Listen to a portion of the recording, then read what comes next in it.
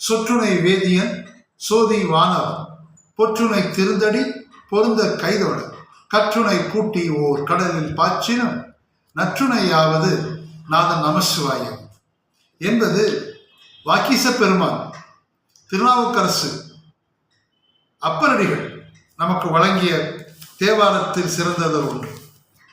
அந்த சமணர்கள் செய்த சூழ்ச்சியால் காடவ கோமார் அப்பரை கல்லில் கட்டி கடலில் தூக்கி எறிந்தார். ஆனால் எம்பெருமான் கருணை பெற்றவர் அல்லவா, அந்த கருங்கல்லே தோணியாக மாறியது. அதில் மிதந்து வந்தவர் திருப்பாதிரி புலியூர் அருகில் வந்து கரை சேர்ந்தார். அங்கே இருந்த அன்பர்கள் ஹரஹர சங்கரா ஜெய ஜெய சங்கரா என்று முழங்கிக் கொண்டு அப்பரை வரவேற்றனர். திருவெங்கும் அலங்காரம் செய்தது. வாழை கமுகு மலர்கள் தீப தூப ஆராதனை என்று நகரை அலங்கரித்தனர். அது வழியே அவரை கொண்டு ஆலயம் சென்றனர். அதற்கிடையில் அப்பரின் தமிழ் பெருமை கண்டு பக்தியின் நிலை கண்டு மன்னன் சமன் சமயம் துறந்து சைவ சமயம் ஏற்றுக்கொண்டார். பள்ளிகளையும் பாளைகளையும் விடுத்துவிட்டு திருக்கோயிலை புதுப்பித்தார். இது நம்முடைய திருவருட்செல்வரின் கருணைதான். திருவதியிலே வாக்கீச முனிவர் எம்பெருமானை தொழுது கொண்டிருக்கும் போது மன்னன் வந்து அவரை தொழுதார். திருவெண்ணைநல்லூர் தாண்டி வருகிறார். தூங்கானை மடம் எனும் கோயிலுக்கு வருகிறார். அங்கே படுத்திருக்கும் போது அவருக்கு ஒரு யோசனை, இந்த உடலோடு தானே நான் சமன் சமயம் சென்றேன், எம்பெருமான் மறந்து சென்றேன் அல்லவா, இந்த உடலை தாங்கிக் கொண்டு நான் வாழ்வதாக இருந்தால் இறைவனே உமது லட்சணை எனக்கு புரியும் என்று கூறினார். எனவே ஒரு சிவபூதம் வந்து ரிஷப முத்திரையும் திரிசூல முத்திரையும் வைத்தது. இந்த திரிசூலம் பற்றி ஒரு விளக்கம். சிவபெருமான் கரத்திலே டமருகம் உண்டு, மழு உண்டு மற்றும் திரிசூலம் உண்டு. இந்த திரிசூலம் என்பது ஆணவம், கண்மம், மாயை ஆகிய மூன்றையும் விளக்குவதற்கு பயன்படுத்தப்படும் ஆயுதம். ஆயுதம் என்றால் அறிவு. உலகில் சிறந்த ஆயுதம் எது? அறிவு.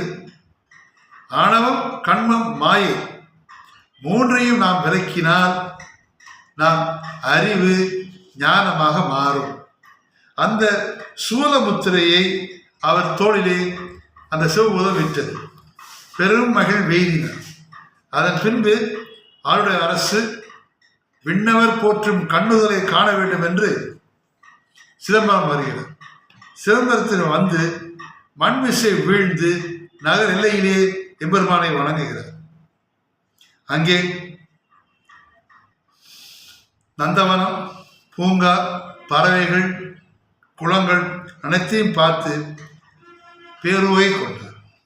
உடல் புலமுற கண்ணீர் மல்க பலமுறை அந்த கனக சபையிலே வீழ்ந்து வணங்கினார். திருக்கோயிலிலும் திரு வீதிகளிலும் திருப்பணிகள் செய்து வாயார பாடினார். அப்பொழுதுதான் பனக்கை மும்மதம் வேளம் உரித்தவன் நினைப்பவர் மனம் கோயிலாய் கொண்டவன். பனக்கை மும்மதம் வேளம் உரித்தவன் நினைப்பவர் மனம் கோவிலாய் கொண்டவன். அனைத்தும் வேடமாம் அம்பல கூத்தனை தினைத்துணை பொழுதேனும் மறந்து உய்வேனோ என்று பாடினார். அது மட்டுமல்ல, அரியானை, அந்தனர் சிந்தையானை என்ற பெரிய திருப்பதிகமும் அங்கேதான் பாடினார். அதன் பின்பு பிரியாவிடை பெற்றுக்கொண்டு சீர்காழி வந்தார். சீர்காழி வரும்போது அவர் வருகிறார் என்று ஞானசம்பந்தர் எதிர்கொண்டு அழைத்தார். அப்பொழுது அவரை முதல் அப்பரே என்று அழைத்தார். இவர் அடியே என்று அவரை வணங்கினார். இரு வேறு அரசுகளும் ஒருவரை ஒருவர் தாழ் வணங்கினர். திருநாவுக்கரசை வணங்க பெற்ற ஞானசம்பந்தரும் பெருமகிழ்ச்சி அடைந்தார். அங்கிருந்து திருநாவுக்கரசர் சோழநாடு சென்றார். சோழநாடில் அவர் உமாதேவி பூசித்த தலமாகிய சத்தியமுத்தத்தில் எம்பான்மானே, கூற்றுவன் வந்து என்னை உயிரை பறிக்கும் முன் உமது அழகிய அடிமலரை அடியின் சென்னி மீது வைத்து அருள வேண்டும் என்று வேண்டுவார். அப்பொழுதுதான் எம்பெருமான் சொல்வார், நல்லூருக்கு வா என்று அழைத்தார். திருநல்லூர் சென்றார். அங்கே நீ நினைப்பதை முடிப்போம் என்று கூறி நாவுக்கரசு பெருமான் சென்னிசை மீது சிவபெருமான் பாதமலை சூட்டினார். திருநாவுக்கரசு திருநல்லூரில் பல திருத்தொண்டுகள் புரிந்து சில நாள் தங்கியிருந்தார். அதன் பின்பு திங்களூரில் அப்பூதி அடிகளை சந்தித்து அப்பூதி அடிகளை ஏற்கனவே பார்த்துக்கணும். அப்பூதி அடிகள் சிவபெருமானை விட சிவனடியாராகிய திருநாவுக்கரசை குலதெய்வமாக எண்ணி வழிபட்டவர். தான் மாடுகள் அளக்கும் கருவிகள் மக்கள் யாவருக்கும் திருநாவுக்கரசு என்று பெயர் சூட்டியவர். அவர் இல்லத்திலே சிலன் தங்கியிருந்தார். அதன் பின்பு கிளம்பி திரு ஆரூர் வந்தார். திரு ஆரூர் வந்த கதையை நாளை பார்ப்போம்.